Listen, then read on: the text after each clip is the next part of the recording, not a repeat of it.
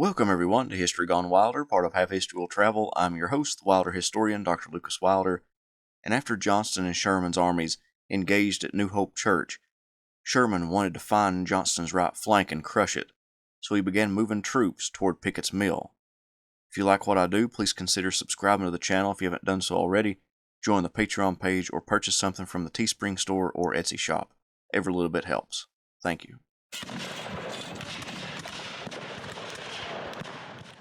It was the morning after the Battle of New Hope Church, which took place on May 25th. Both Confederate General Joseph E. Johnston and Union General William T. Sherman were concentrating their forces near Dallas and the church. With most of his army now on the field, occupying a strong defensive line, Johnston beat Sherman to the location and stopped the Union General's flanking attempt. The 4th Corps and 23rd Corps extended Hooker's line to the left and pulled the flank back to protect it from an early morning attack, but none came. After 9 a.m., the 4th and 23rd Corps moved out to occupy a more advanced position, one closer to the Confederate line. Sharp fights between each side's skirmishers broke out during the advance, but no major attacks were made. The movement of so many blue troops didn't go unnoticed to the Confederates, and Hood pulled Thomas Hindman's division out of line on his left and placed them on his right to block the Union advance. Soon, the lead division of John Palmer's 14th Corps under Richard Johnson made it to the field and was personally led to their assigned location by their Army commander George Thomas. General Thomas, who was near the head of our column, ordered the captain of one of our batteries to bring forward a gun. When this was done, the general hastily dismounted, sighted the gun, told the cannoneer how to cut his fuse for the distance, and gave the command to fire. The shell exploded in the midst of the rebel horsemen. With what result is not known, except that there was an abrupt closing of the caucus and a rapid skedaddling of the Johnnies to some place beyond the reach of Yankee shells. This episode was very amusing on our side because none of us had ever seen Pap Thomas do anything in a hurry. To reinforce his right flank, Johnston moved Patrick Cleburne's division behind Hindman's line. The men of the famed division immediately began digging in. By the end of the day on May 26th, most of the forces were on the field, spread out between Dallas and Pickett's Mill. Friday, May 27th dawned, and Sherman's orders from the night before were followed. At 5:20 a.m., the artillery of Oliver Otis Howard's 4th Corps, Joseph Hooker's 20th Corps, and John Schofield's 23rd Corps belched forth from the Union line. At 7 a.m., Howard chose the division of Thomas Wood to pull out of the Union line and be used in the assault against the extreme Confederate right flank near Pickett's Mill. The Confederates weren't stationary. Cleburne took the initiative and ordered Daniel Govan and his brigade to reconnoiter the front. The single brigade made their way to the Union left flank and immediately drove back the Union skirmishers. The Union regiments on that flank began to bring up reserves to extend their line to match Govan's. The skirmish lasted a couple of hours. While that was going on, Thomas and Howard rode to the Union left and observed something they had not planned for. Thomas was going to have Wood's division attack due south and roll up the Confederate flank, but they saw that Johnston had extended his line with Hindman and Cleburne's divisions. Thomas and Howard knew that they now had to come up with another plan. If not, their men would be making a frontal assault against a fortified enemy. So Thomas assigned Johnston's division to Howard, and together they moved further east in order to hit the flank of Johnston's army. It was now almost 10 a.m., and Cleburne recalled Govan back to his line.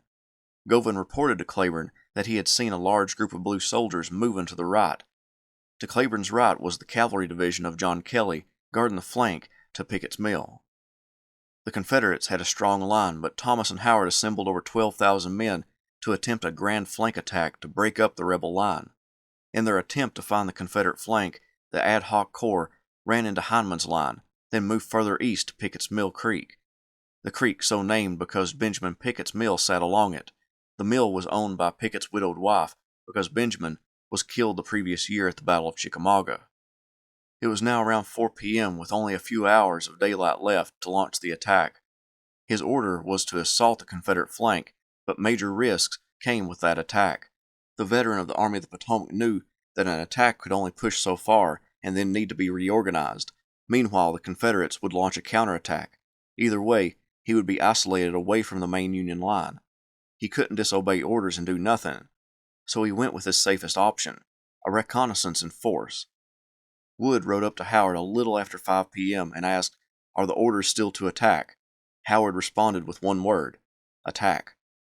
William B. Hazen's brigade moved out toward the Confederate flank, driving in the rebel cavalry, which acted as a skirmish line. The undulating terrain resulted in the second line of the brigade drifting to the left, while the front line kept marching toward Hiram Granbury's Texans, placed there in the nick of time by Patrick Cleburne. Union lieutenant and famous author Ambrose Bierce wrote about a battlefield phenomenon that he witnessed on many battlefields, including Pickett's Mill. In many instances, which have come under my observation, when hostile lines of infantry engage at close range and the assailants afterward retire, there was a deadline beyond which no man advanced but to fall. Not a soul of them ever reached the enemy's front to be bayoneted or captured.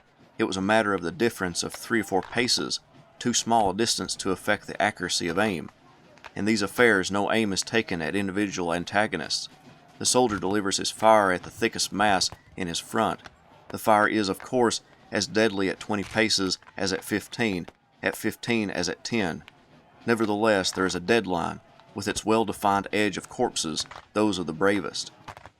Where both lines are fighting without cover, as in a charge met by a countercharge, each has its deadline, and between the two is a clear space, neutral ground devoid of dead, for the living cannot reach it to fall there.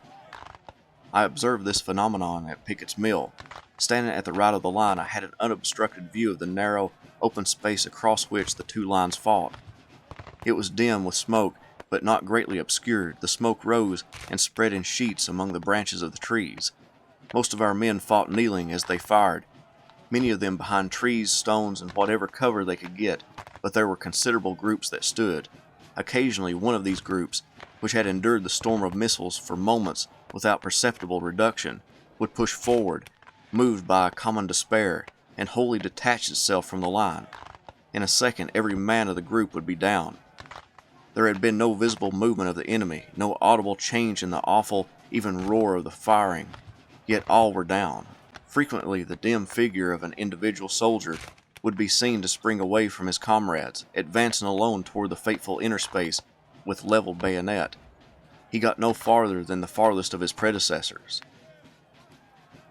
Major John R. Kennard of the 10th Texas monitored his lines and shouted encouragement to his men, like, "Put our trust in God, men, for He is with us." However, he couldn't resist taunting the enemy and yelled, "Come on, we are demoralized." About that moment a bullet struck him in the head, but it was only a glancing blow. Soon the major rose to his feet and said, "Boys, I told them a lie, and I believe that is the reason I got shot." On the Union left, Hazen's second line pushed the rebel horsemen. Granbury and Cleburne realized their predicament as more Union regiments advanced on their right. Granbury asked Govan for assistance, which he sent in the form of the 8th and 19th Arkansas. Cleburne brought Lowry's brigade from the reserve and sent them against Hazen's left regiments, which were now battling with rebel cavalry in and around a cornfield.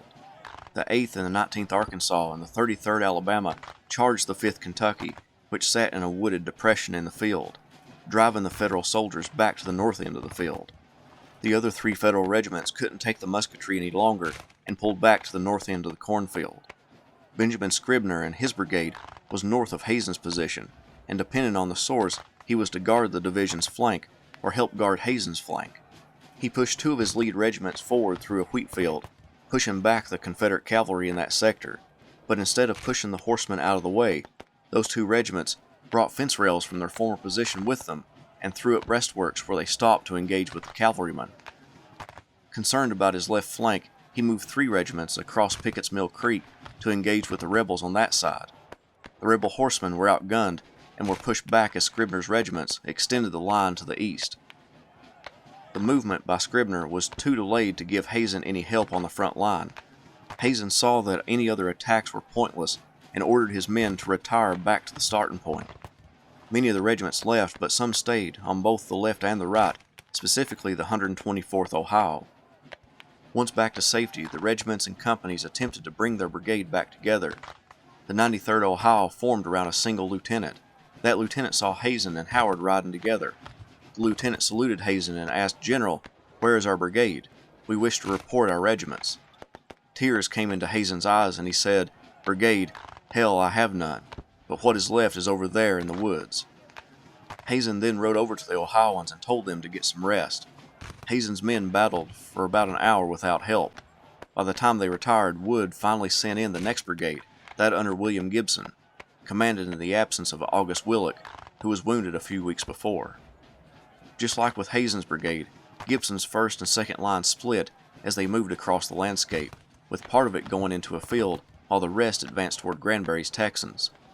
One of the Texans remembered that the Union soldiers pressed steadily forward until they were almost upon us, but they could not stand our terrible fire. When but a few feet from the points of our bayonets, they seemed to wither away, and those not killed or wounded were forced to fall back. The color-bearer of the regiment fell with his colors. Instantly another seized the flag and held it aloft, only to fall dead. Again and again it was raised until 6 brave men yielded their lives in trying to keep it flying.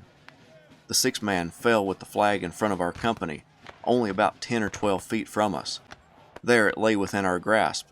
I could have reached it with a single bound, but thought it was already ours. I would wait until their line had been completely driven back before picking it up.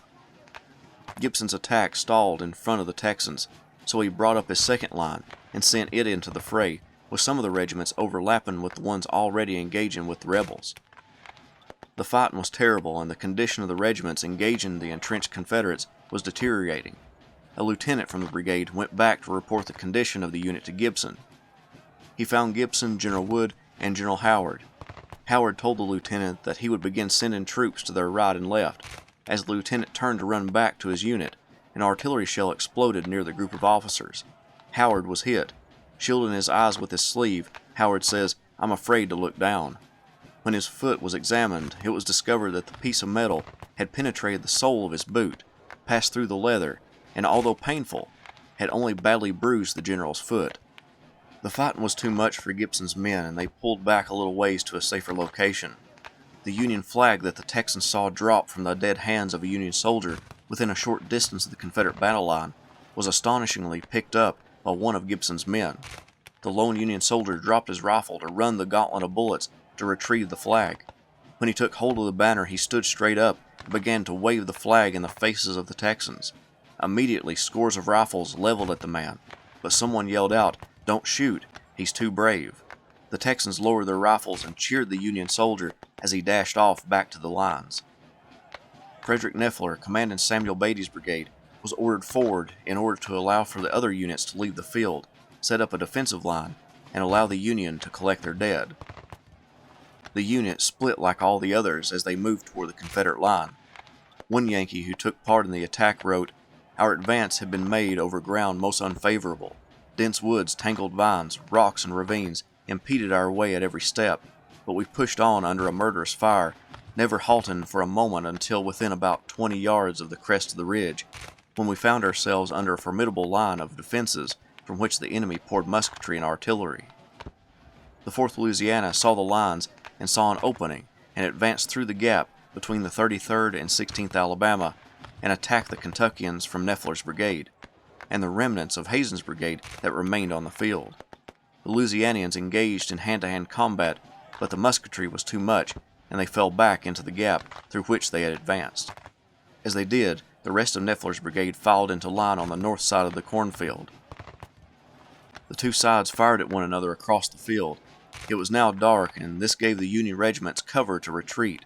The sounds of soldiers moving in the woods in front of them worried the Confederates, specifically Daniel Govan and Hiram Granberry. Both asked their division commander, Claiborne, to charge the enemy. Claiborne and the others worried that the sounds of Union soldiers may be the enemy forming for another attack. The threat to his line convinced Claiborne to advance part of his division. He only gave permission for Granbury's Texans to advance, and after 9 p.m. a bugle rang out, sending the Texans into the Union lines. Mark Lowry on the right also appears to have advanced, as well as the 4th Louisiana. The rebels swept up countless prisoners as they moved across the field, some giving mercy to the confused Yankees, and some killing the enemy as soon as they declared which regiment they were with. The Confederates could only go so far in the darkness, and fell back. One of the Texans wrote about his nighttime charge and his attempt to make it back to the Confederate lines. Here I was alone in the darkness of midnight, with the wounded, the dying, and the dead. What an hour of horror! I hope never again to experience such. I am not superstitious, but the great excitement of 7 hours of fierce conflict ending with a bold and I might say reckless charge, for we knew not what was in our front, and then left entirely alone, causes a mental and physical depression that for one to fully appreciate he must be surrounded by the same circumstances. My feelings in battle were nothing to compare to this hour. A Union soldier remembered the aftermath in the darkness. That opening in the forest, faint fires here and there revealing men wounded, armless, legless, or eyeless, some with their heads bound with cotton strips, some standing and walking nervously around, some sitting with bended forms, and some prone upon the earth. Who can picture it? A few men in despair had resorted to drink for relief. The sad sounds from those in pain were mingled with the oaths of the drunken and the more heartless. As the day dawned on Saturday, May 28th, the two sides began to count their losses. Although estimates vary, the Union lost 230 killed, 1,016 wounded, and 319 missing or captured, for a total of 1,580. The Confederacy's losses are much harder to estimate, but one historian estimates that they lost 648 total during the Battle of Pickett's Mill. The day had been bloody, but there was still more fighting to be done along this line.